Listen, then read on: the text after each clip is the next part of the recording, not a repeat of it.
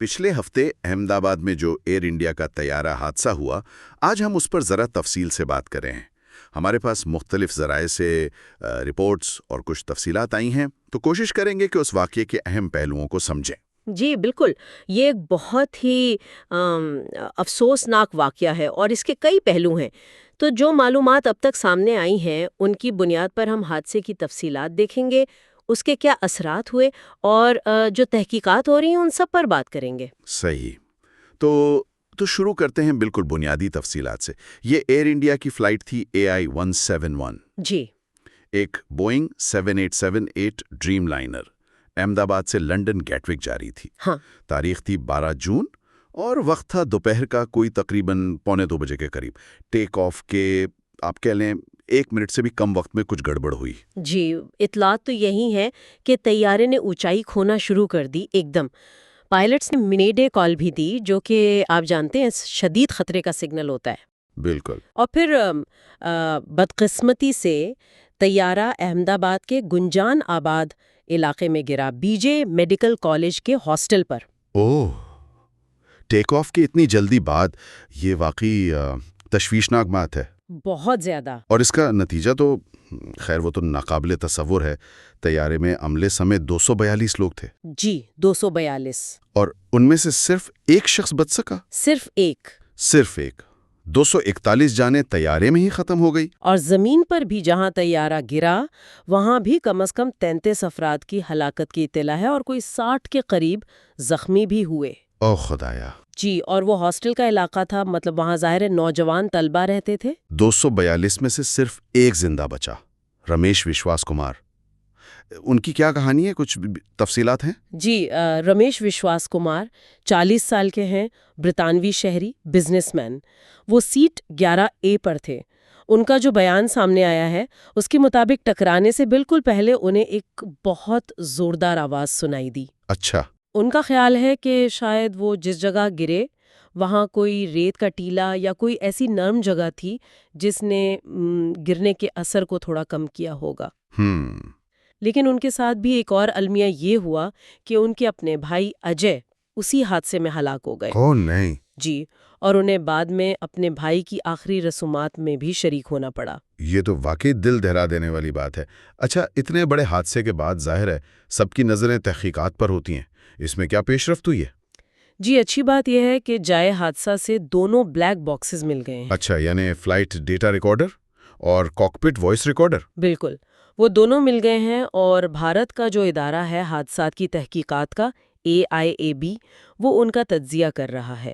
برطانیہ اور امریکہ کے ماہرین بھی مدد فراہم کر رہے ہیں۔ تو کب تک کچھ اندازہ ہوگا؟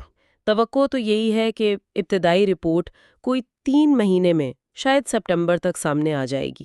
اور ممکنہ وجوہات کیا؟ کچھ اندازے لگائے جا رہے ہیں؟ ذرائع کیا کہہ رہے ہیں؟ دیکھیں، ابھی تو کچھ بھی کہنا بہت قبل از وقت ہوگا، لیکن کئی چیزیں ہیں جو زیر غور ہیں۔ مثلاً یہ کہ کیا دونوں انجن فیل ہو گئے تھے؟ کیا کوئی میکینیکل مسئلہ تھا، خاص طور پر اگر کوئی حال ہی میں مرمت ہوئی ہو؟ پرندے کا ٹکرانا بھی ایک امکان ہوتا ہے۔ فلیپس ٹھیک سے کام کر رہے تھے یا نہیں؟ موسم کیسا تھا؟ شدید گرمی کا کوئی کردار تھا؟ ہاں، گرمی تو تھی ان دنوں۔ جی، یا پھر یہ بھی دیکھا جا رہا ہے کہ کہیں کوئی ایمرجنسی سسٹم خود بخود فعال نہیں ہو گیا تھا۔ تو یہ سب سوالات ہیں جن کے جواب تحقیقات سے ہی ملیں گے۔ صحیح۔ اچھا، حفاظتی اقدامات کے طور پر بھی تو یقیناً کچھ کیا گیا ہوگا؟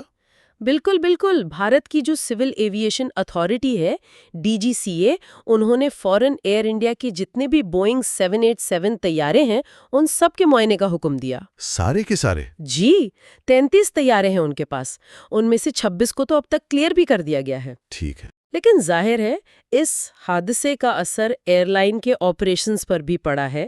ایئر انڈیا نے اپنی جو لمبی پروازیں ہیں ان میں تقریباً 15% کمی کی ہے۔ کچھ پروازیں منسوخ بھی ہوئی ہیں۔ یہاں تک کہ بوئنگ اور جو انجن بنانے والی کمپنی ہے GE ایروسپیس، ان کے بڑے افسران نے پیرس ایئر شو میں بھی اپنی شرکت منسوخ کر دی۔ یہ تو ہو گئے براہ راست اثرات۔ کیا اس کے کچھ وسیع تر اثرات بھی نظر آ رہے ہیں، جیسے شہری ہوابازی کے نظام پر یا کچھ اور؟ جی ہاں، کچھ فوری ایکشنز تو ہوئے ہیں۔ एयर इंडिया के 3 ओहदेदारों को हिफाजती ज़वाबित की खिलाफ वर्जियों पर हटाया गया है। अच्छा। जी। और डीजीसीए जो है वो तैयारों की देखभाल यानी मेंटेनेंस के जो तरीकाकार हैं उनमें मुमकिना कोताहियों को भी जांच रही है।